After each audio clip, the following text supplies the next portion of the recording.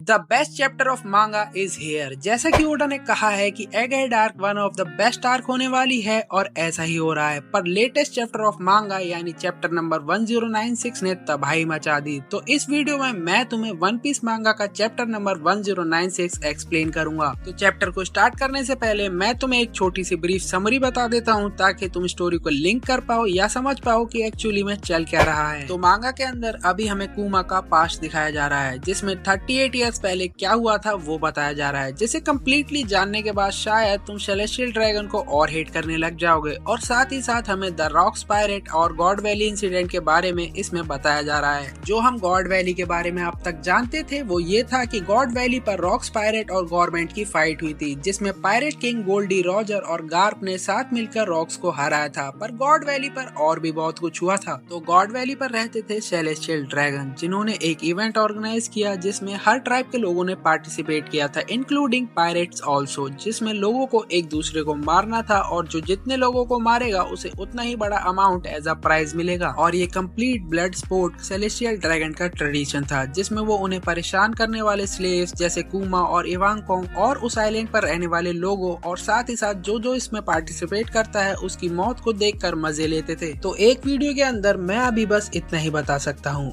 और अब आते हैं अपने चैप्टर नंबर 1096 पर। तो सबसे पहले हमें काफी सारे विलेजर्स और स्लेव्स अपनी जान बचा के भागते हुए दिखाई देते हैं। यहाँ पर स्लेव्स और विलेजर्स को रैबिट्स का नाम दिया गया है और एक रैबिट को हंट करने पर 10,000 पॉइंट्स मिलेंगे। और फिर हमें नेवी हेडक्वार्टर दिखाया जाता है, जहाँ पर एडमिरल कॉन्ग गाप से स्नेल के थ्रू बात कर रहे होते हैं। कॉन्ग गाप से कहते हैं कि रिपोर्ट्स वेरीफाइड तो नहीं है, पर अगर खतरा हुआ तो वहाँ एक डिजास्टरेबल सिचुएशन बन जाएगी। जिस पर गार्प कहता है कि ये जरूर सेलेस्टियल ड्रैगन के बारे में होगा और मुझे उनकी परवाह क्यों करनी चाहिए, ये पंगा उन्होंने खुद लिया है। उन्हें पायरेट्स का क्राउन आइलैंड से हटाने की कोशिश नहीं करनी चाहिए थी। ऑफ कोर्स अगर वो ऐसा करते हैं तो पायरेट्स तो बदला लेने आएंगे ही, तुम्हें बस उन्हें थोड़ी एक्स्ट्रा प्रोटेक्शन देनी चाहिए थी। और तभी हमें पता चलता है कि हंट चालू होने में अभी बस 1 घंटा बचा हुआ है और सभी लोग रैबिट्स को पूरी जान लगा के भागने को कहते हैं। और साथ ही ये भी पता लगता है कि रॉजर्स और रॉक्स पायरेट भी गॉड वैली की तरफ निकल चुके हैं। गॉड वैली पर जितने भी लोग थे वो बहुत सारी शिप्स को अपनी तरफ आता देखकर काफी ज्यादा डर जाते हैं, क्योंकि इससे पहले उन्होंने ऐसा कभी नहीं देखा था और पूरे आइलैंड को शिप्स ने घेर लिया था। और फिर हमें इवांगकोंग दिखाई देती है, जो कि चिल्लाकर कह रही होती है कि अगले 3 वीक में कोई भी जिंदा नहीं बचेगा। क्या तुम इस बात का भरोसा कर सकते हो? इस बात पे वहाँ खड़ा एक आदमी कहता है कि सेलेस्टियल ड्रैगन ने उनसे वादा किया है कि जो भी 3 वीक्स के बाद जिंदा बचेगा उसे वो आजाद कर देंगे। जिस पर इवांगकोंग बताती है कि अब तक जितने भी हंट हुए हैं उसमें एक भी इंसान जिंदा नहीं बचा है, जिसे सुनकर वहाँ खड़े सभी लोग काफी सैड हो जाते हैं और डरने लगते हैं। इवांगकोंग उनसे कहती है कि ऐसा इसलिए कहा गया था क्योंकि उनके लिए उन लोगों को मारने में कोई मजा नहीं है जो पहले से ही अपनी लाइफ से गिव अप कर चुके हैं। इसलिए सेलेस्टियल ड्रैगन्स ने फ्री होने वाली बात कही ताकि तुम लोगों में होप जागे और तुम बच के भागो, ताकि वो तुम्हें मजे ले लेके मार सके। और अगर हम उन लोगों का ये गेम खेलते हैं तो हम कभी भी जिंदा नहीं बच पाएंगे। हमें बस यहाँ से एक साथ कुछ भी करके भागने पर फोकस करना चाहिए। इसके बाद हमें एक झलक सैंड गार्लिंग की दिखाई देती है, जो कि सबसे पहले 10,000 पॉइंट स्कोर करता है। और सैंड गार्लिंग को देखकर सभी लोग काफी ज्यादा डर जाते हैं। और फिर हमें जिनी दिखाई देती है, जो कि ये बताती है कि इस टूर्नामेंट के प्राइज के थ्रू ही वो लोग यहाँ से बच के निकल सकते हैं। और ये बताती है कि इस टूर्नामेंट के प्राइज में डेविल फ्रूट है, जिसमें से एक डेविल फ्रूट ऐसा भी है जिसे खा के तुम ड्रैगन में कन्वर्ट हो सकते हो, और एक पॉव डेविल फ्रूट भी है जिसे खा के तुम किसी को भी दूर उड़ा के किसी भी आइलैंड तक फेंक सकते हो। जिस पर इवांगकोंग कहती है कि अगर हम में से कोई भी ये डेविल फ्रूट खा लेता है तो आराम से इस नर्क और नेवी से बच के निकल सकते हैं। जिस पर वहाँ खड़ा एक आदमी कहता है कि ये इम्पॉसिबल है क्योंकि प्राइज आइलैंड के एकदम सेंटर में है। जिसका रिप्लाई देते हुए जेनी कहती है कि वो एक प्रो थीफ है और उसने वायर टेपर के थ्रू ये इन्फॉर्मेशन ऑलरेडी लीक कर दी है और किसी न किसी ने इस पर ध्यान जरूर दिया होगा। और वैसे भी ऐसी चोरी करने के लिए उन्हें काफी सारे डिकोइज की जरूरत पड़ती है। जिस पे कुमा कहता है कि वो इसमें मदद कर सकता है क्योंकि उसका बड़ा और भारी शरीर उसे आखिर तक सर्वाइव करने में मदद करेगा। जिस पर इवांगकोंग चिल्लाते हुए कहती है कि अब हम में से कोई नहीं मरेगा, हम सब यहाँ से जिंदा बाहर निकलेंगे। तभी गॉड वैली पर रॉक्स पायरेट आ जाते हैं और रॉक्स सबको पीछे छोड़ के अकेला निकल जाता है। व्हाइट बियर्ड उसे रुकने को भी कहता है पर उसे कोई रिप्लाई नहीं मिलता और रॉक्स पायरेट आते ही बहस करने लगते हैं और कहते हैं कि जो पहले ढूंढेगा वो उसका हो जाएगा। और फिर व्हाइट बियर्ड कमांड करने लगता है, जिस पे शिक्की द लायन कहता है कि पता नहीं कौन मारा और तुम्हें इंचार्ज बना गया, मैं तुम्हें जान से मार दूंगा। और लिन कहती है कि मैं तुम्हारी नाक के नीचे से उसे चुरा लूंगी। और कायदो कहता है कि लगता है रॉजर भी यहाँ है। रॉजर और रॉक्स पायरेट के आने पर सेलेस्टियल ड्रैगन ड्रैगन्स को गुस्सा आ जाता है और वो कहते हैं कि वो कौन था जिसने यहाँ की इन्फॉर्मेशन लीक की है और मरीन्स अब अगर हमारे साथ कुछ होता है तो तुम क्या करोगे। जिसके बाद रॉजर पायरेट्स भी लड़ाई में कूद जाते हैं और सेंट गार्लिंग भी अपने क्रू को लड़ने के लिए रेडी होने को बोलता है। तभी वहाँ नेवी की रेनफोर्समेंट आ जाती है जिसमें नेवी की तरफ से गार्प आया होता है और गार्प आते ही कहता है कि मुझे बस ये बताओ कि रॉजर कहाँ मिलेगा। फिर इस सब के बीच हमें पता चलता है कि कूमा और इवांकोन को डेविल फ्रूट तक पहुंचने की अपॉर्चुनिटी मिल गई है और जैसे ही कूमा और इवांकोन डेविल फ्रूट खाने वाले होते हैं तभी वहाँ लिलिन आ जाती है और इवांकोन का डेविल फ्रूट छीन लेती है, पर कूमा का डेविल फ्रूट बच जाता है और इवांकोन कहती है कि कूमा जल्दी उसे खा लो और कूमा भी तुरंत डेविल फ्रूट खा लेता है ताकि कूमा आइलैंड पर मौजूद हर एक इंसान की जान बचा सके। पर जैसे ही कूमा अपना डेविल फ्रूट खा लेता है तभी वहाँ सैटर्न की एंट्री हो जाती है और वो आते ही कूमा को पंच कर देता है जिसकी वजह से कूमा बहुत ज्यादा घायल हो जाता है। सैटर्न कूमा से कहता है कि तुम बुकैनियर ट्राइब वालों को या तो स्लेव की तरह रहना चाहिए या फिर मर जाना चाहिए, क्या तुम किसी के लिए जरूरी भी हो। जिस पर कूमा कहता है कि ये तो उसे भी समझ नहीं आता कि किसी का पैदा होना कितना ज्यादा या कितना कम इम्पोर्टेंट है। और फिर सैटर्न कहता है कि अगर तुम्हें पैदा होकर स्लेव ही बनना है तो तुम्हारे पैदा होने का क्या मतलब है। जिस पर कूमा कहता है कि अगर उसके पास कोई पावर होती तो वो जितने हो सके उतने लोगों को बचाने की कोशिश करता, बिल्कुल नीका की तरह। जिस पर सैटर्न कहता है कि इसीलिए तुम लोगों को मार देना चाहिए। जिसके बाद स्टोरी थोड़ी आगे चली जाती है जहाँ हमें पता लगता है कि कूमा ने 500 लोगों को बचा लिया था। जिस पर इवांकोन और जिनी कूमा को बधाई दे रहे होते हैं और जिनी बताती है कि कूमा को थैंक्स बोलते हुए सभी लोगों की आंखों में आंसू आ गए थे। और फिर इवांकोन कूमा को कहती है कि तुम अपने इन हाथों से किसी को भी फ्रीडम दिलवा सकते हो, तुम्हारे हाथ लिबरेशन के हैं। जिस पर कूमा भी थोड़ा शॉक्ड हो जाता है और फिर इवांकोन कूमा और जिनी को बाय बोलती है और समुद्र की तरफ निकल जाती है, ये कहते हुए कि अब वो अपनी फ्रीडम जीने जा रही है। जिसके बाद कूमा और जिनी भी साथ मिलकर काम करने लगते हैं ताकि वो अपने खाने का इंतजाम कर सकें। इसके बाद हम देखते हैं कि कूमा पर 2 बच्चे पत्थर फेंक रहे होते हैं जिसे देखकर जिन्नी को गुस्सा आ जाता है और वो उन दोनों बच्चों को पीट देती है। उन दोनों बच्चों ने कूमा को मारा होता है पर फिर भी कूमा उन पर दया दिखाता है और उनकी मदद करता है और उनका दर्द दूर कर देता है। साथ ही जिन्नी की तरफ से भी माफी मांगता है और फिर कूमा और जिन्नी वहाँ से गाना गाते हुए चले जाते हैं। तो इसी के साथ ये चैप्टर यहीं खत्म होता है। यार छोटा कूमा कितना क्यूट लग रहा था ना।